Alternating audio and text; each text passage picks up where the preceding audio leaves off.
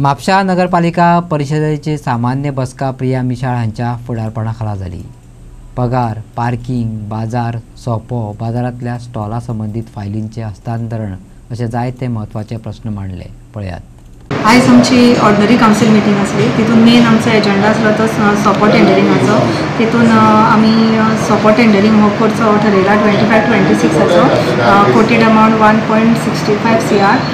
मागीर टेंडरिंग जावच्या पर्यंत आमी जो आमचो प्रिवियस आसा तो आमी कंटिन्यूटी दवरपा खातीर आमचे तितून डिसिजन जाल्लें आसा। म्हापशांत नागरी सुविधा सुदारपा खातीर ड्रेनेज वेवस्थे खातीर पुनर्बांधणी कामां करपाचो परिशदेन निर्णय घेतला अशें अध्यक्षा प्रिया मिशाळान फुडें म्हायती दिली। आनी एक आमी म्युनिसिपल फंडांतसून एक रिकन्स्ट्रक्शन ऑफ ड्रेनेज आमी घेतले। आमचे ऑलरेडी पानकार लेन आसा ते ऑलरेडी ड्रेनेज रिकन्स्ट्रक्शन केल्ली।